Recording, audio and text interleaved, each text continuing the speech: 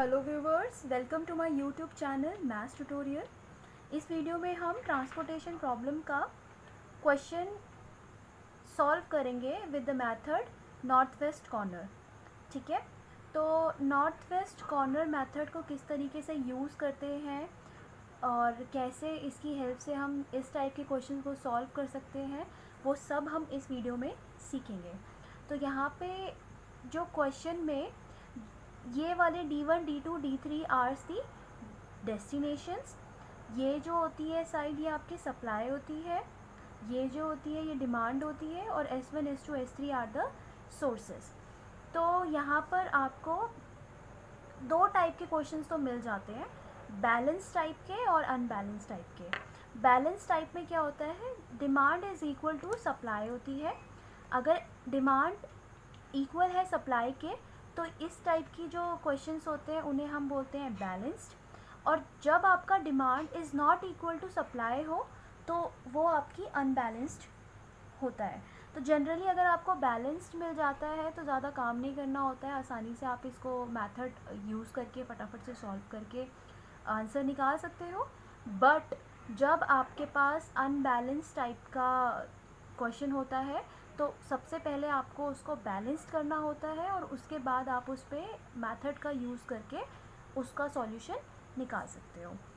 तो यहाँ पर हम पहले चेक करेंगे कि ये जो क्वेश्चन है ये बैलेंस्ड है या नहीं है।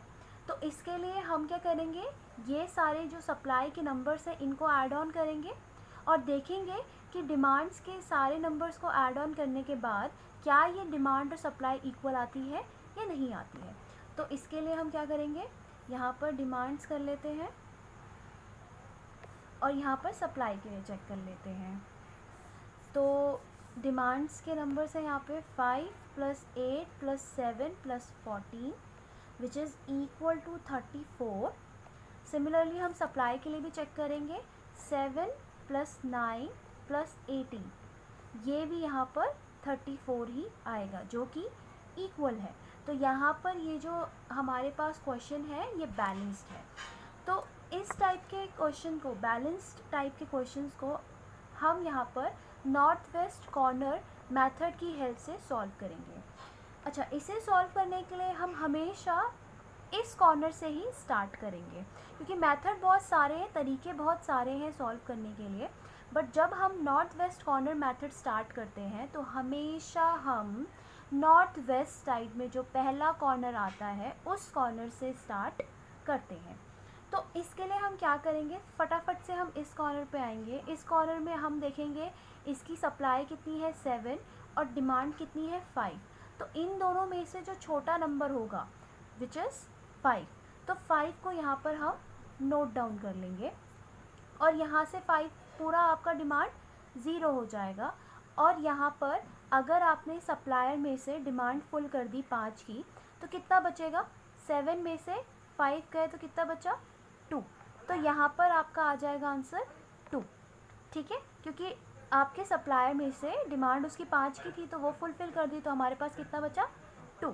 तो यहाँ पर हमारे पास हम यहाँ पर 2 लिख देंगे। सिमिलरली हम नेक्स्ट पर चलेंगे। नेक्स्ट पर देखिएगा, नेक्स्ट पे यहाँ पर है 8, यहाँ पर सॉरी यहाँ 0 आ गया तो ये पूरा बॉक्स कैंसिल हो जाएगा। जिधर 0 आ जाता है वो पूरा ही कट हो जाता है। अब आपको वहाँ पे दोबारा नहीं देखना, ये पूरा ही आपका कट हो जाएगा। ओके, नेक्स्ट में हम चलेंगे। उसके बाद नेक्स्ट बॉक्स पे जाने पे हम यहाँ देखते हैं कि यहाँ डिमांड 8 की है और यहाँ पर सप्लाई 2 है, तो छोटा सप्लाई 2 है, 2 ही है तो 2 ही देगा। तो यहाँ पर हम इधर छोटा वाला नोट करेंगे 2। तो 2 अगर चले गए तो अब कितने की डिमांड बच गई, डिमांड 8 की थी जिसमें से 2 उसको मिल गए, तो अब कितना बचेगा 8 - 2 विच इज़ इक्वल टू 6। तो यहाँ पर अब कितना हो गया, डिमांड 6 हो गया। सिमिलरली इधर 0 आया है, ये 2 कट के 0 हो जाएगा क्योंकि इसकी सप्लाई पूरी चली गई है तो 0 हो जाएगा। तो ये बॉक्स पूरा कट। अब हम इस पूरे बॉक्स में नहीं आएंगे, तो अब हम इस वाले में आएंगे। यहाँ पर हम चेक करेंगे डिमांड कितने की है, 6 की है, डिमांड कितने की है 6 की, और सप्लाई कितने की है 9 की। तो जो भी छोटा नंबर होता है उसको नोट कर लेते हैं, तो हम यहाँ से 6 नोट कर लेंगे, 6। और यहाँ से आपकी सप्लाई 9 की थी पर डिमांड सिर्फ 6 ही थी, तो 9 में से हम 6 को माइनस कर देंगे, 9 माइनस 6, तो कितना बचेगा 3, तो 3 आ गया। ठीक है, तो यहाँ पर ये 6 था, ये पूरा कट के 0 हो जाएगा, और यहाँ पर ये 0 हो चुका है तो पूरा बॉक्स ये कट हो जाएगा। फिर नेक्स्ट हम जाएंगे इस वाले बॉक्स पे, यहाँ पर सप्लाई 3 की है और डिमांड 7 की है, तो जो छोटा नंबर होगा, यहाँ पे 3 छोटा है तो हम 3 नोट डाउन करेंगे, ये कट कर पूरा 0 हो जाएगा, और 7 में से 3 गया तो 7 माइनस 3 कितना बचेगा 4, तो यहाँ पर 4 आ गया, तो यहाँ पर 0 आ गया तो पूरा बॉक्स ये कैंसिल हो जाएगा। फिर हम नेक्स्ट वाले में जाएंगे 70 पे, 70 पे यहाँ पर डिमांड आपकी 4 है और सप्लाई आपकी 18 है, तो डिमांड 4 के तो फुलफ़िल कर देंगे हम, यहाँ पर 4 लिख देंगे, यह आपका कट के 0 हो जाएगा। 18 में से 4 गया, 18 में से 4 गया तो कितना बचेगा 14, तो यहाँ पे 0 आया है तो पूरा बॉक्स ये वाला कैंसिल होगा।